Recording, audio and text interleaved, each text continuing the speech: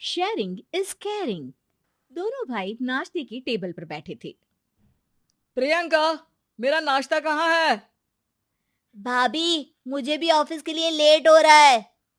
इस पर प्रियंका किचन में से दोनों के नाश्ते की प्लेट्स लेकर बाहर आती है। लो भाई, आप दोनों का नाश्ता। किसी को भी 1 मिनट का सब्र नहीं है। ये प्रियंका का ससुराल है, जहाँ कोई औरत ना होने की वजह से शादी वाले दिन से ही घर के साथ दोनों भाइयों की जिम्मेदारियां प्रियंका संभाल लेती है।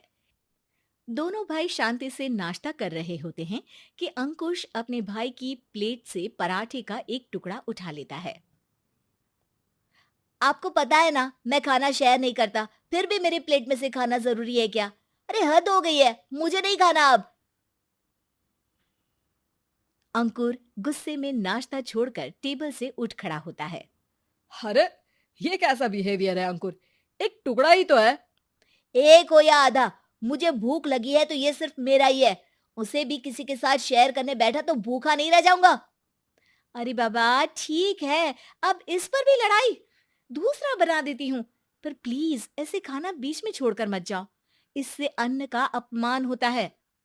ओ प्लीज भाभी, ऐसी कोई चीज होती ही नहीं है। आपके पास पैसे हैं, खरीदो और खाओ। अगर नहीं खाया जाए तो फेंक दो। अरे दुनिया में सब यही करते हैं। अंकुर बैग उठाकर ऑफिस के लिए चला जाता है, जिसके पीछे उसका बड़ा भाई मायूस सा घर में खड़ा रह जाता है। जिसने बचपन से सोने की चम्मच में खाया हो, उसे दुनिया के बारे में क्या पता होगा। वैसे गलती तो हमारी ही है। अगर कभी बचपन में ही सही गलत का फर्क सिखाया होता तो आज ये हाल नहीं होते। आप फिक्र क्यों करते हैं जी? भगवान है, वो जो भी करता है सबकी भलाई के लिए ही करता है। और जब वो चाहेंगे तो अपनी तरह से अंकुर भैया को भी सब कुछ सिखा देंगे। पत्नी की बात पर विश्वास कर अंकुश भी ऑफिस चला जाता है। सुबह से दोपहर होती है और अंकुर लंच करने ऑफिस के पास वाले रेस्टोरेंट में पहुंचता है, जहां वो एक साथ बहुत सारा खाना ऑर्डर कर देता है। सर, क्या कोई आपको ज्वाइन करने वाला है? नहीं तो क्यों? अब कुछ नहीं सर, ऐसे ही। वेटर चला जाता है और कुछ देर में अंकुर का ऑर्डर लेकर वापस आता है, जिस पर अंकुर सब डिशेस में से थोड़ा थोड़ा खाकर बाकी ऐसे ही छोड़कर बिल देकर चला जाता है। वाह भगवान, तेरी माया। कहीं कोई एक एक टुकड़े के लिए तरसता रहता है और ये 5 लोगों का खाना ऑर्डर करके एक का भी पूरा नहीं खाते। पैसे वालों की माया। वेटर टेबल साफ कर बचा हुआ सारा खाना लेकर रेस्टोरेंट के पीछे घूम रहे बच्चों के पास पहुंच जाता है, जिसे देख बच्चों के चेहरे खिल उठते हैं। वाह, आज इतना सारा खाना आया। थैंक यू भैया। भगवान आपको खाने की फैक्ट्री बना दे। अगर ये फैक्ट्री मेरी होती तो तुम लोगों को कभी किसी का झूठा बचा हुआ खाना नहीं खाना पड़ता। चलो तुम लोग खाओ, पर ध्यान रखो किसी को पता ना चले, नहीं तो मेरी नौकरी चली जाएगी। इसी के साथ दिन बीतता है और रात को दोनों भाई एक साथ घर पहुंचते हैं। कुछ देर में सब डिनर करने बैठते हैं, जहां अंकुश अंकुर को समझाने की कोशिश करता है।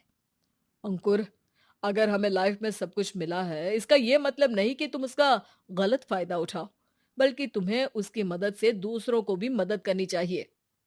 भैया, जिनके पास नहीं है उनकी वजह मैं तो नहीं ना। और ऐसे बहुत लोग हैं जिनके पास सब कुछ है। इसलिए अगर मैं एक इंसान कुछ नहीं करूंगा तो कोई फर्क नहीं पड़ने वाला। तुम्हारे भैया बस एक चीज समझाना चाहते हैं कि जिस चीज की हमारे पास कमी नहीं है, उसे बर्बाद करने से अच्छा है कि लोगों के साथ शेयर करें।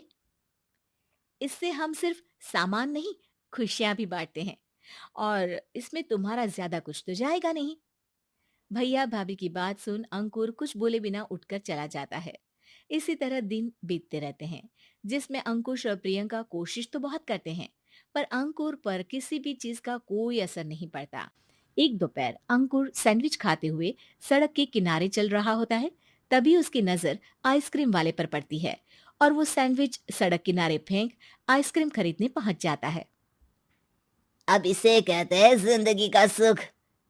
जैसे ही अंकुर आइसक्रीम लेकर पीछे मुड़ता है, तो एक आदमी को सड़क से वही सैंडविच उठाते हुए देखता है। वो आदमी बहुत कमजोर, गरीब, जैसे बहुत दिनों से खाना ना खाया हो वैसा लग रहा था। अंकुर उसके पास जाकर खड़ा हो जाता है।